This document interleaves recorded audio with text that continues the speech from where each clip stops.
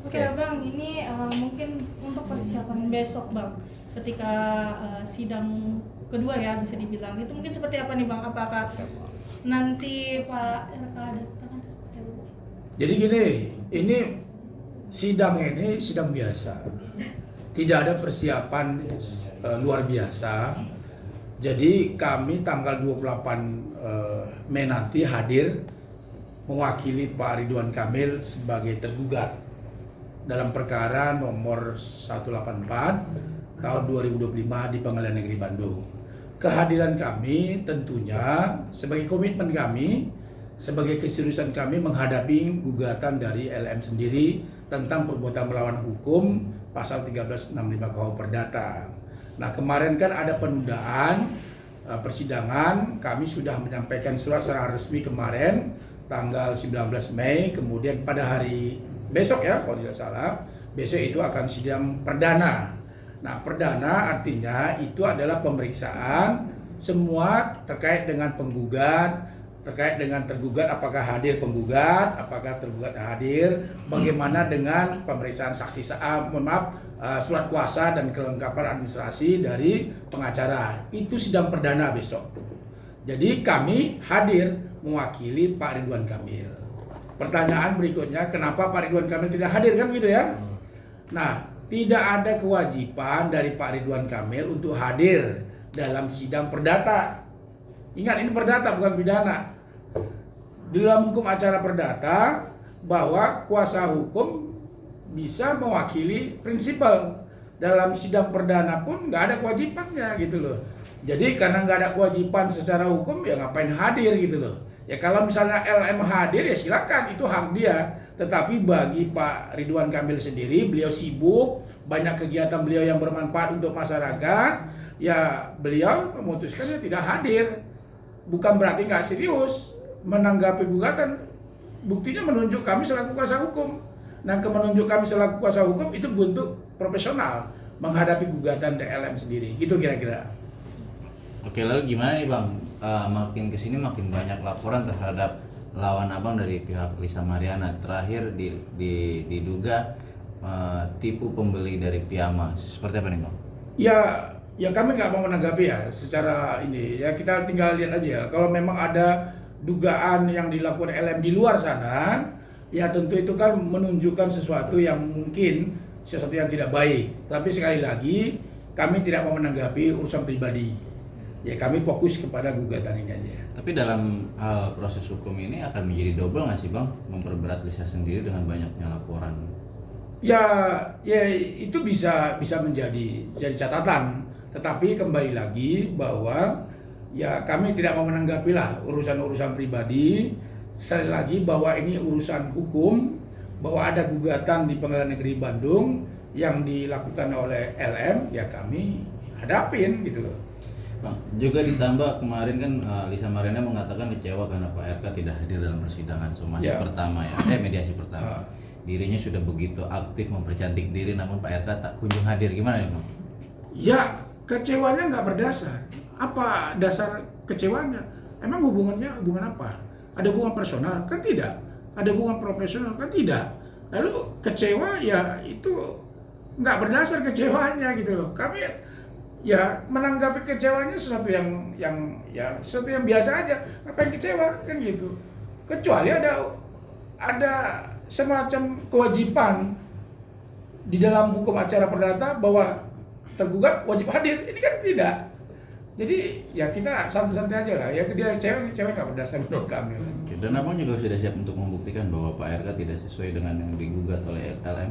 Ya, ini kan gugatan perbuatan hukum.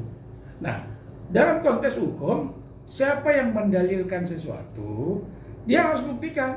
Ya dia yang buktikan, bukan kami yang buktikan. Karena kan dia mengklaim.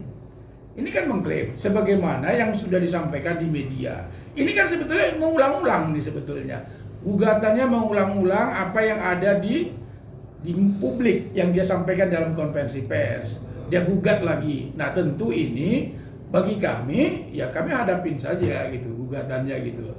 kira-kira gitu. Atau ini salah satu cara dia untuk menghambat proses pidananya di Barreskrim? Nggak ada hubungannya. Di dalam pidana di Barreskrim itu kan terkait konteks pencemaran nama baik. Dugaan tindak pidana pencemaran nama baik pasal 51, pasal 45, pasal 27A Undang-Undang ITE. Itu jelas kita laporkan, nggak ada kaitannya gitu. Lalu prosesnya sejauh ini, proses hukum di Barreskrim seperti apa nih? Nah, proses di Barreskrim saat ini, informasi yang kami peroleh itu sudah tahapan pemeriksaan saksi 6. Nah, kemungkinan dalam waktu dekat, yang waktunya kapan Barreskrim yang akan menyampaikan. Tapi informasinya ya kemungkinan ya bulan-bulan inilah, kan gitu ya, kemungkinan ya itu baru ini kami prediksi kami ya, mudah-mudahan bisa dipanggil sebagai terlapor, dan itu juga sudah disampaikan sama Direktur Cyber Mabes Polri bahwa akan memanggil LM sendiri gitu. Bang, tapi ini kan bisa dibilang kan perkara pidana dan juga perdata kan berjalan beriringan, Bang. Betul. Apakah nantinya akan ada satu yang bisa dibilang tuh ditunda, Bang? Enggak, apa dasar hukumnya apa ditunda? Enggak, ini kan berdua hal yang berbeda dan nggak ada hubungannya dengan urusan di perdata. Kami kan menyampaikan kan gugatan ke Barreskrim kan dugaan tindak pidana pencemaran nama baik yang dilakukan oleh LM yang menyebarkan informasi seolah-olah kan itu ya, seolah-olah dirinya punya anak dengan RK padahal belum punya data otentik. Kan ini problemnya. Dia menyampaikan ke media bahwa dia punya anak dengan Ridwan Kamil, tapi kan harus punya data dulu baru menyampaikan. Kalau nggak punya data lalu menyampaikan, namanya apa? Kan pencemaran nama baik. Nah, itu yang kami adukan ke sana. Kalau dia ngadukan ke Pengadilan Negeri Bandung, itu kan urusan gugatan perbuatan melawan hukum, nggak ada kaitannya gitu loh, sama sekali nggak ada kaitannya. Oke, Bang, ini kan juga pihak Elisa bilang dengan adanya gugatan yang diajukan pihak mereka ke Pengadilan Negeri Bandung, salah satu upaya langkah hukum mereka untuk bisa dibilang tuh untuk melakukan tes DNA, Bang. Tetapi kan sebenarnya bisa di luar itu kan, Bang, sebelum masuknya ke ranah hukum, Bang, untuk melakukan tes DNA. Tes DNA kan gini ya, ini harus clear ya. Tes DNA itu tidak bisa serta-merta datang ke rumah sakit. Harus melalui prosedur hukum. Salah satunya adalah laporan polisi. Kami sudah melaporkan ke Barreskrim pasal 27 Undang-Undang ITE. Itu jelas. Kalau itu sudah ada, maka nanti semua pihak kan sudah dilakukan pemeriksaan, termasuk Revalino yang mengaku sebagai ayah biologis sudah diperiksa. Beliau minta dites DNA. Di dalam BAP-nya saya dapat informasi dari pengacaranya meminta untuk melakukan tes DNA. Dan polisi akan menindaklanjuti, termasuk juga nanti anaknya, termasuk Pak Ridwan Kamil. Jadi semuanya nanti akan dites DNA. Itu. Bang, tapi pihak sana mengatakan prinsipal harusnya hadir di mediasi dan berharap prinsipal. Kan ini baru sidang pertama. Ya, nanti Ya. kedepannya apakah nanti. Jadi gini, ini baru sidang pertama, besok sidang perdana. Nah, kalau di dalam Perma nomor 1 tahun 2016 tentang mediasi di pengadilan ada ketentuan itu. Itu pun biar teman-teman tahu juga bahwa prinsipal penggugat dan tergugat bisa diwakilkan ke pengacara. Bisa diwakilkan, tapi alasan ketidakhadirannya harus yang sah. Misalnya apa? Kalau misalnya sakit dengan adanya surat dokter, kalau misalnya di bawah pengampuan, kalau misalnya sedang berada di luar negeri atau sedang menjalankan profesi, ini dibenarkan oleh undang-undang Perma. Tapi memang di dalam Perma itu bahwa wajib hadir dalam mediasi. Tanggal 28 nanti itu bukan mediasi, tapi sidang perdana. Itu kira-kira. Bang, tapi kalau bisa dibilang tidak ada kaitannya, sedikit ada kaitannya sini Bang, bicara ekonomi. Tujuan Lisa adalah kan ingin embel-embel hak asuh anak, ekonomi lah gitu kan, untuk tanggung jawab. Di sisi lain baru-baru ini laporan kan terkait ekonomi juga Bang, karena dia menipu pembeli piyama. Seperti apa nih Bang?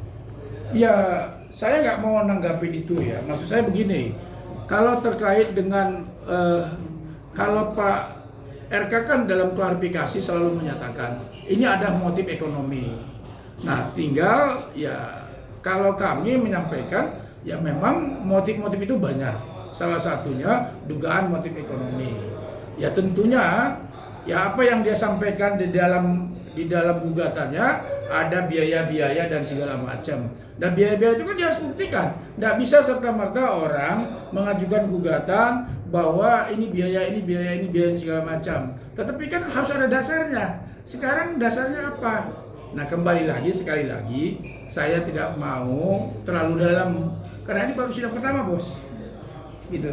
Lalu bagaimana melihat Lisa sedikit keluar nih Bang? Lisa belakangan ini mempercantik diri hingga sampai kemarin ke Itu urusan dia lah, pribadi lah. Kita nggak usah nanggapi urusan mempercantik diri, Bos. Bang, ini kan juga ada kabar terbaru Bang terkait Lisa yang bisa dibilang tuh ada yang melaporkan, yaitu salah satu LBH di Bandung. Lisa dilaporkan atas video asusilanya yang tersebar. Itu bisa dibilang tuh ketika video tersebut tersebar itu masih dalam kasusnya dengan Pak RK. Gimana tuh Bang mungkin?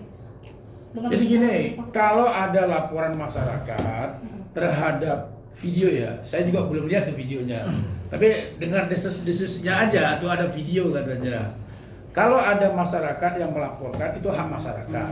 Karena Undang-Undang Pornografi, Undang-Undang 44 tahun 2008 itu juga mengatur. Saya baca juga ada pasal 34 bahwa barang siapa dengan sengaja atas persetujuan dirinya menjadi objek. Ini ingat, menjadi objek atau model muatan pornografi, ancaman hukumnya 10 tahun penjara, dendanya 5 miliar. Kan gitu. Nah, kita nggak tahu nih pasal apa yang disampaikan oleh masyarakat terhadap itu. Tapi kalau ada itu, sekali lagi, ya itu dua hal yang berbeda. Itu berarti menunjukkan bahwa ya memang ada perilaku yang tidak benar. Kan gitu. Perilaku yang tidak benar, ya tinggal masyarakat aja yang menilai sejauh mana perilaku tersebut. Kalau terbukti ada pelanggaran pornografi, ancamannya juga ada. Tapi kami nggak mau intervensi, itu dua hal yang berbeda lah. Itu urusan dari pihak mana tuh ya? Di Polda ya? Polda Jawa Barat. Apalagi di Polda Jawa Barat itu dua hal yang berbeda ya. Kemungkinan teman-teman ya mungkin dari ada masyarakat yang melaporkan ya melihat bahwa ada semacam kegusaran, kegaduhan, ada video porno dan segala macam. Tapi kan semua harus diuji kan. Apakah itu benar atau tidak? Andai kata itu benar, ya ada pasal yang menjerat, pasti ada pasal 34 saya baca. Yang seperti yang jelaskan tadi, dengan sengaja atas persetujuan dirinya, ini kan atas persetujuan dirinya menjadi objek atau menjadi model atas muatan yang mengandung pornografi, ancamannya 10 tahun. Kalau itu benar dilaporkan oleh masyarakat. Kira-kira gitu. Siap-siap aja. Berarti dalam artinya double nih Bang bisa ya. Kalau jika semuanya terbukti. Ya kalau dia terbukti melanggar undang-undang pornografi, ancamannya 10 tahun. Ditambah yang di Barreskrim ditambah dengan yang di... Ya nanti itu dua hal yang berbeda ya. Tapi kan teman-teman kan tanya tadi soal itu kan. Ya saya tanggapin gitu loh. Kira-kira gitu. Cukup kan? Oke Pak, ini kan kabarnya juga Pak RK kemarin baru saja melangsungkan haul almarhum dari Eril sendiri. Kemarin gimana Pak, mungkin kabar dari Pak RK sendiri? Saya nggak tahu itu, saya nggak tahu. Yang pasti pesannya beliau kepada kami tim kuasa hukum untuk menghadapi besok, menjalankan menghadapi gugatan ini secara profesional. Menjalankan gugatan ini, menghadapi gugatan ini secara biasa saja, tidak ada persiapan apapun, karena ini gugatan perdata, kan gitu, gugatan perbuatan melawan hukum yang memang ya semua orang bisa melakukannya, tinggal dibuktikan saja, gitu aja, santai aja kita Pak, gitu ya. Oke Bang. Iya, jadi